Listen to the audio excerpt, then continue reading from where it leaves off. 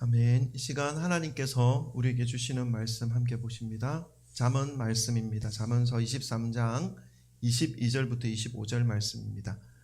22절부터 25절 짧은 말씀 4구절인데요. 우리 한 목소리로 함께 합독해 보도록 하겠습니다.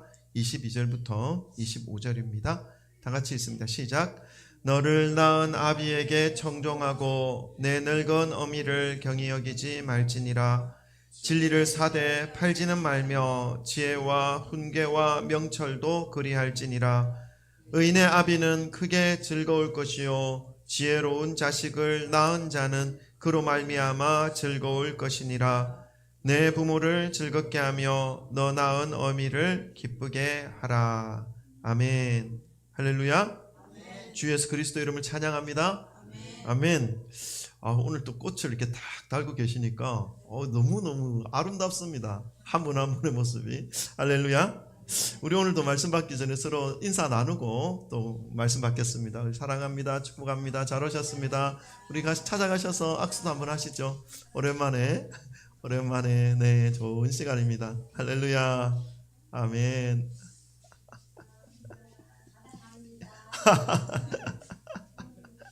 아멘. 예, 너무 아름답네요, 정말로.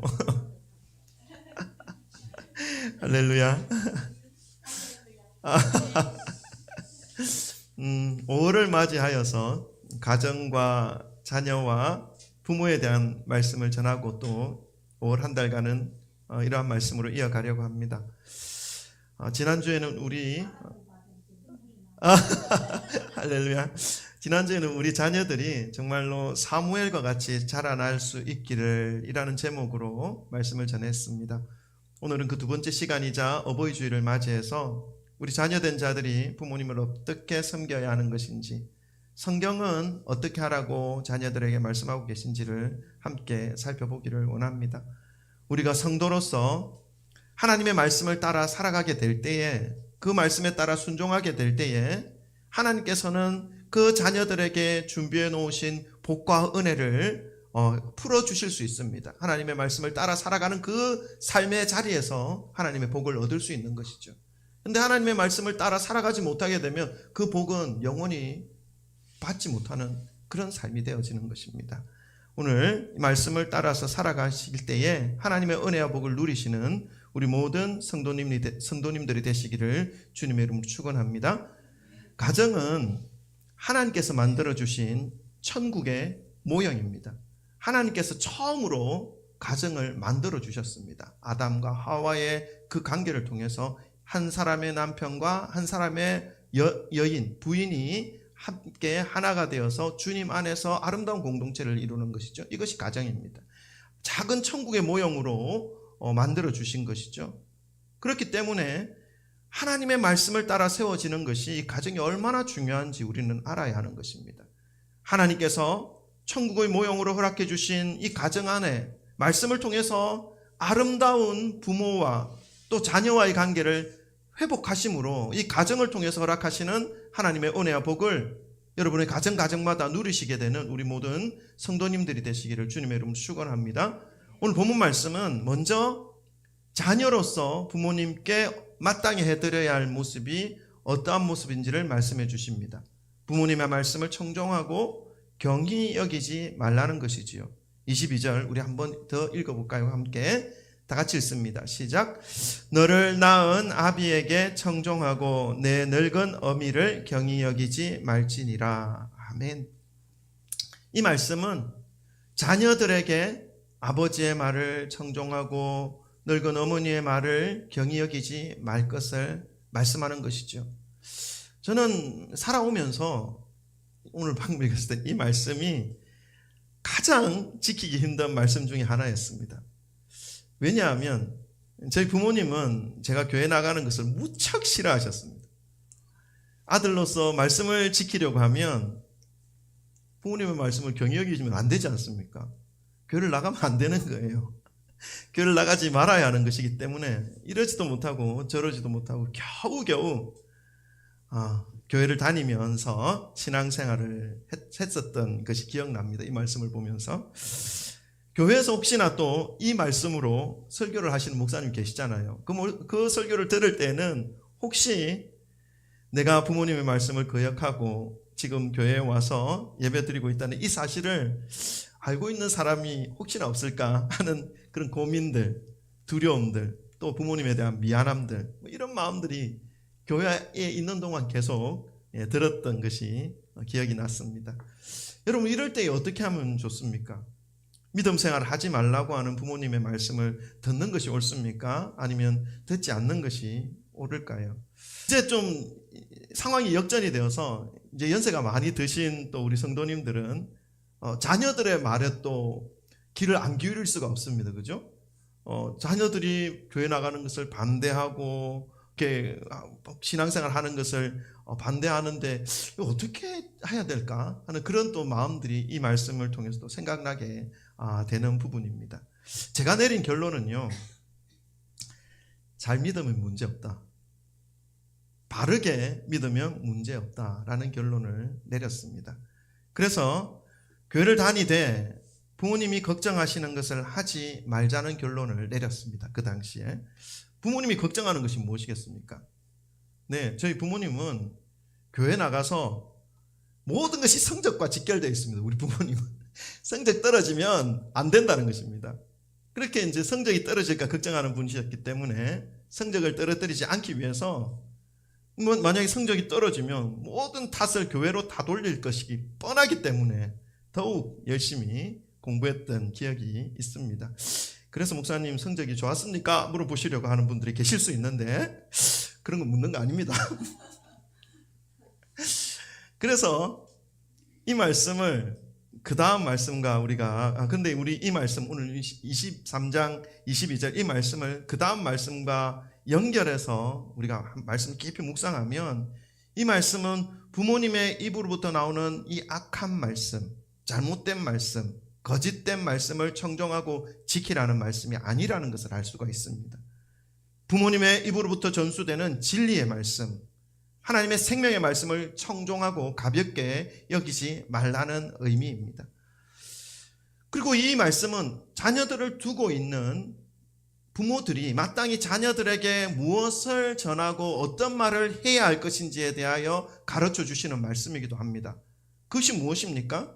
어릴 적부터 자녀들에게 진리의 말씀으로 훈육하라는 것입니다. 세상 교육도 중요하지만 그보다 더 하나님의 말씀을 그 마음에 심어줄 것을 말씀하고 있는 것이죠. 그것이 더 중요하다라고 하는 것을 말씀하고 있는 것입니다. 하나님께 드려지는 이 예배를 통해서 주시는 하나님의 말씀을 자녀들에게 더욱 삶에 적용시켜 살아갈 수 있도록 부모로서 인도해 주어라는 것을 말씀하고 있는 것입니다. 부모님 대신 저와 우리 성도님들의 말들을 한번 잘 되새겨 보시기를 바랍니다. 혹시 자녀들에게 마땅히 하나님의 말씀을 가르치는 것이 아니라 자기의 생각, 자기의 주장, 자기의 뜻을, 자기의 고집을 자녀들에게 주입시키려고 하고 있는 모습은 없었는지 한번 돌아보시기 바랍니다.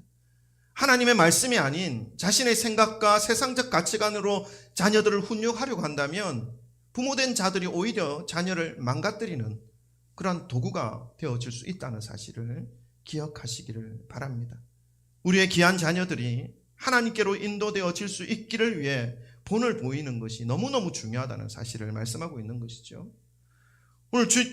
오늘 주님의 말씀을 듣고 그 말씀을 의지하여 살아갈 수 있도록 하나님의 말씀 앞에서 순종하는 삶을 먼저 자녀들에게 보여주시는 그런 우리 모든 부모님들이 되시기를 주님의 이름으로 축원합니다. 물론 우리가 이제 22절을 읽었는데 이 말씀은 자녀된 자들에게 주시는 하나님의 말씀입니다. 아버지의 말씀을 청종하고 어머니의 말씀을 가볍게 여기지 말아라 하는 말씀이지요. 이 말씀은 기본적으로 자녀들이 부모님의 말씀에 대하여 어떻게 대하여야 하는가에 대한 그 태도에 대한 말씀이지요. 자녀된 자들은 부모님의 말씀을 청종해야 하는 근본적인 이유가 있습니다.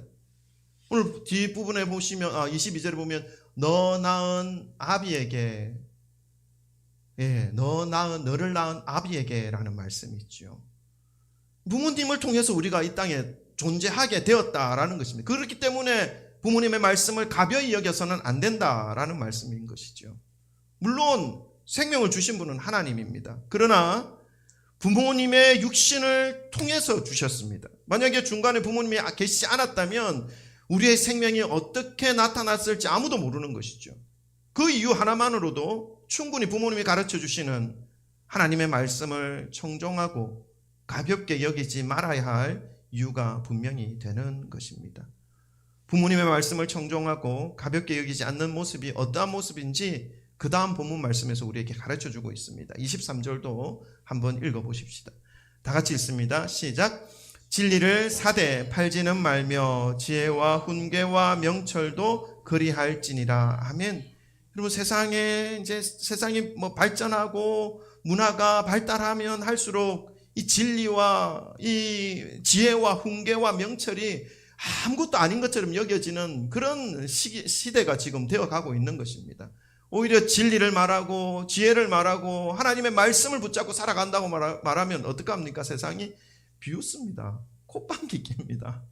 그런 세상이 지금 이런 세상입니다. 그런데 아버지의 말씀을 청종하고 어머니를 경히 여기지 않는 자녀들의 모습이 무엇이냐면 지혜와 훈계와 명철을 사라는 것입니다. 팔지 말라는 것입니다. 그것을 가장 소중하게 여기라는 것입니다. 그 지혜와 명철과 훈계가 어디로부터 나오는 겁니까? 부모님으로부터 나오는 것이죠. 세상의 가치관과 완전 부딪히는 것입니다. 부모된 자들이 마땅히 가르쳐야 할 하나님의 말씀이 무엇인지 이 말씀에서 분명하게 알 수가 있지요. 그것이 무엇입니까? 진리이고 지혜이고 훈계이고 명철입니다. 다시 말씀을 드리지만 부모님이 자신의 경험, 자신의 생각, 자신의 인간적인 기준과 판단을 자녀들에게 훈육하는 것이 아니라는 것을 말씀하고 있는 것입니다. 오직 하나님의 말씀을 자녀들에게 알려주시고 그 말씀의 가치를 따라서 살아갈 수 있도록 도와주어야 한다 하는 것을 말씀하고 있는 것입니다. 사실 오늘 본문 말씀에서 사용된 진리나 지혜나 훈계나 이 명철 이런 단어들은 각각 다른 단어가 다른 말씀이 아닙니다. 모두가 하나님의 말씀으로 연결되어지는 그런 단어입니다. 하나님의 말씀을 반드시 소유하며 살아가게 하여야 한다라는 것을 강조하기 위해서 이 하나님의 말씀에 대하여 여러 가지 표현으로 진리로 지혜로 훈계로 명철로 표현하여서 우리에게 가르쳐주는 말씀인 것이죠.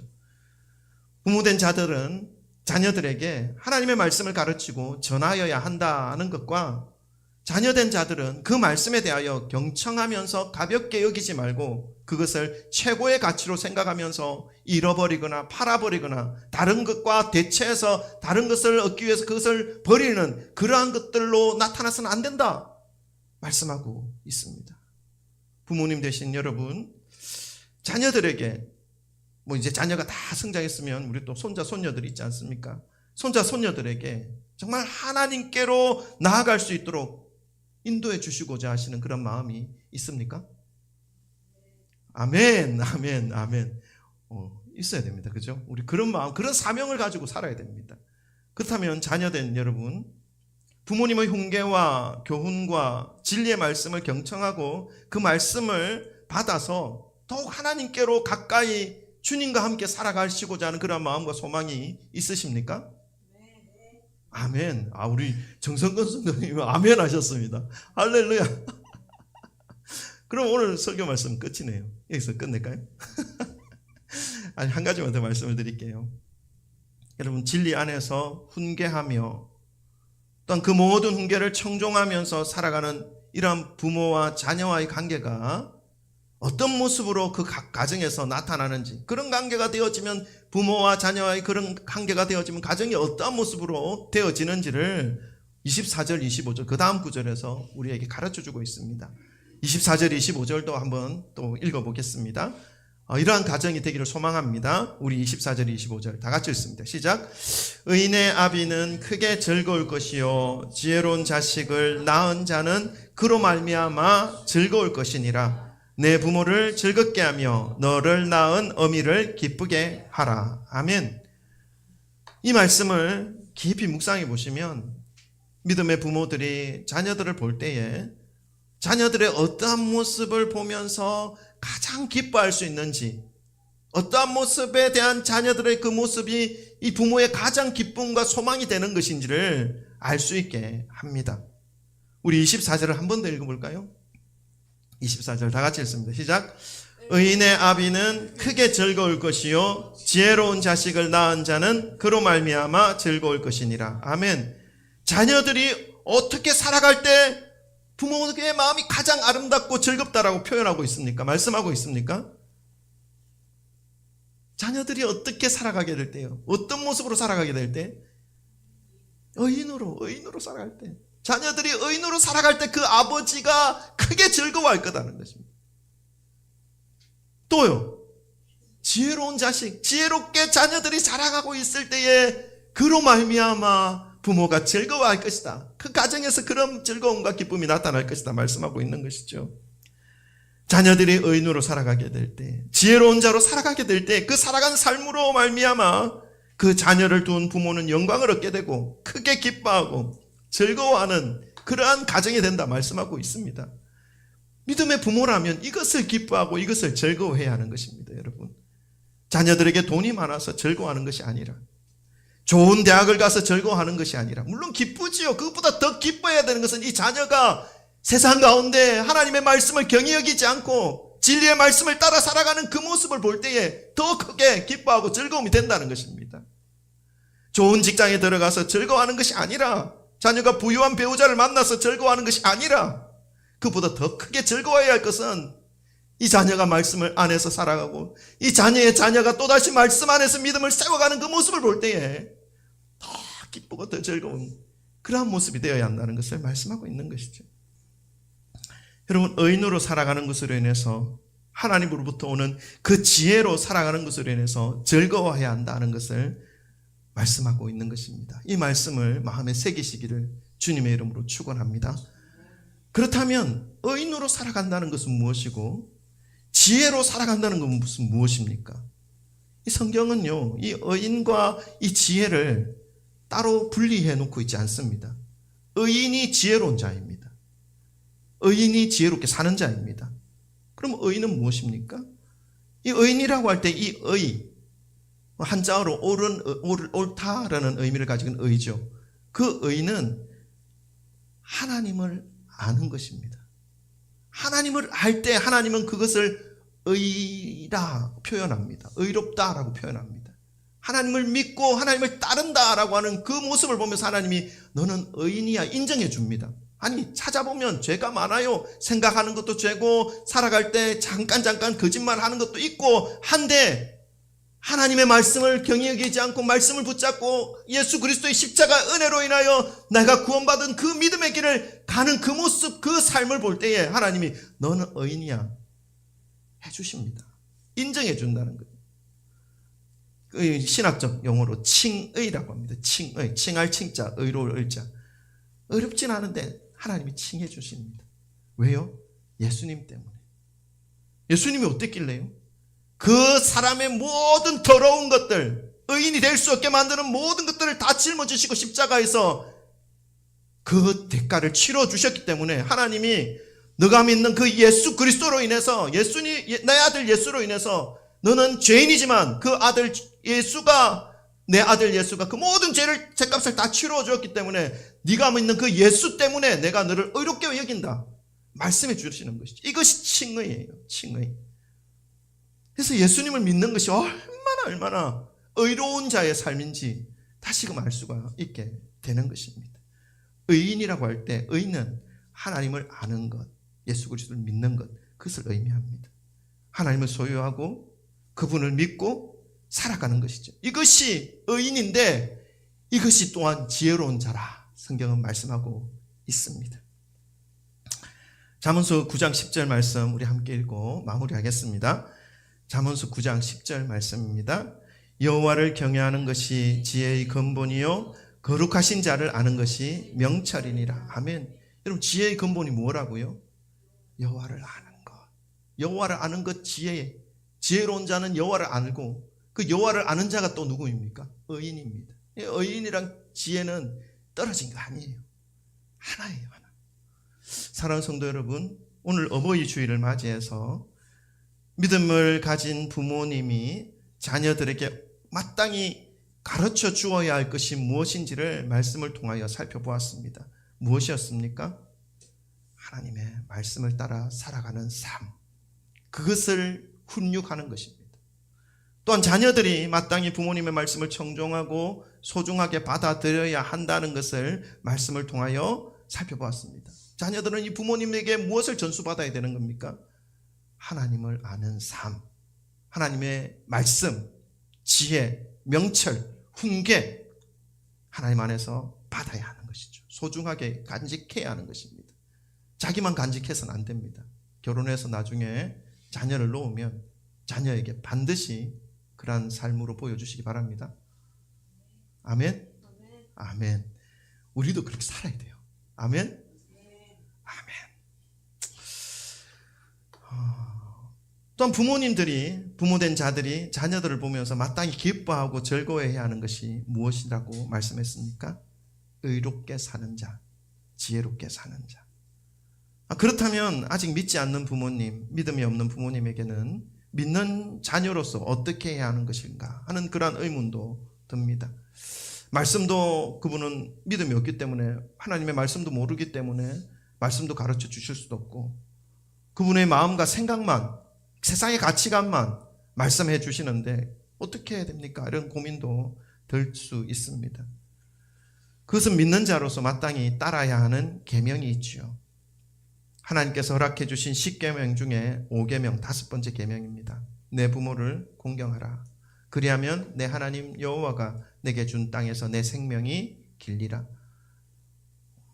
예수님은 믿음을 가진 자가 마땅히 믿지 않는 자보다 먼저 사랑을 실천할 것을 명령하십니다. 하나님의 무한하신 은혜로 주님의 사랑을 먼저 받은 그 사람이, 그 사랑을 깨달은 사람이 마땅히 아직 그 사랑을 깨닫지 못한 심령, 연약한 심령, 아직 주님을 알지 못하여서 세상 속에서 방황하면서 또 무너진 심령으로 살아가는 그 영혼들에게 복음의 짐을 함께 담당하면서 그 사랑을 전하여 줄 것에 대하여 예수님은 분명하게 우리에게 말씀해 주신 것이죠. 그 사랑으로 부모님을 대하여 주시기를 바랍니다.